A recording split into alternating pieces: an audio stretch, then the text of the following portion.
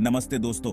जब आप रात के अंधेरे में आसमान की तरफ देखते हैं, तब क्या आपको कभी यह ख्याल आता है कि इन टिमटिमाते सितारों के पीछे क्या छिपा है? आज हम एक सफर पर निकलेंगे, जहां हम अपनी धरती से ही इस विशाल ब्रह्मांड के एक अद्भुत नजारे मिल्की वे का दीदार करेंगे। Have you ever wondered what lies beyond the twinkling stars of the night sky? Let's explore the magnificent Milky Way as seen from our very own planet Earth. Imagine a river of light, a cosmic tapestry woven with billions upon billions of stars. Milky Way के इस अद्भुत नजारे का आनंद लेने के लिए हमें सबसे पहले ऐसी जगह ढूंढनी होगी जहां शहर की रोशनी कम से कम हो। अंधेरे आसमान वाले पार्क या दूर दराज के इलाके जहां प्रकाश प्रदूषण कम होता है, इस अद्भुत नजारे को देखने के लिए सबसे अच्छे होते हैं। Imagine driving far from the city lights, leaving behind the glow of civilization. Look up, and you'll start to see the faint, milky band of the Milky Way emerging across the sky. हमारी आकाशगंगा milky वे असल में एक चक्राकार आकाशगंगा है। धरती से देखने पर यह तारों से भरी एक चमकदार छाप की तरह दिखाई देती है। यह हमारी आकाशगंगा की डिस्क का किनारा है, जिसे हम देख रहे होते हैं, जिसमें अरबों तारे एक साथ घूम रहे हैं। Picture a cosmic frisbee, a vast disk of stars, gas and dust. When we look towards the Milky Way, we're peering through the thicker part of this disk, witnessing the combined glow of countless stars. उत्तरी गोलार्ध में गर्मी के महीनों में milky Way के केंद्र को देखने का सबसे अच्छा समय होता है।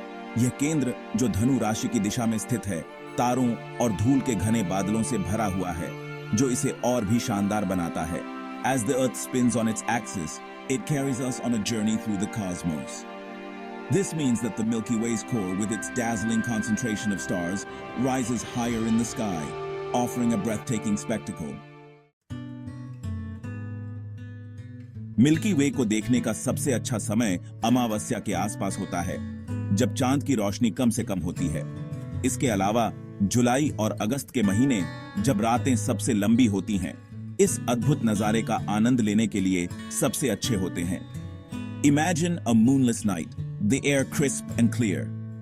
During a new moon, the absence of moonlight allows even the faintest stars to shine through, revealing the Milky Way in all its splendor.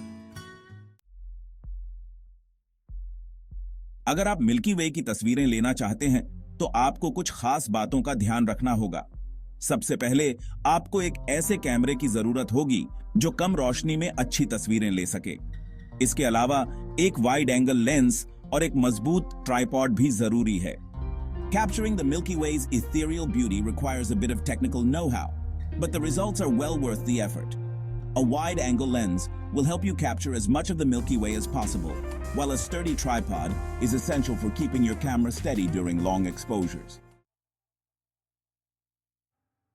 Milky Way के साथ-साथ आप रात के आसमान में कई तारामंडल को भी देख सकते हैं।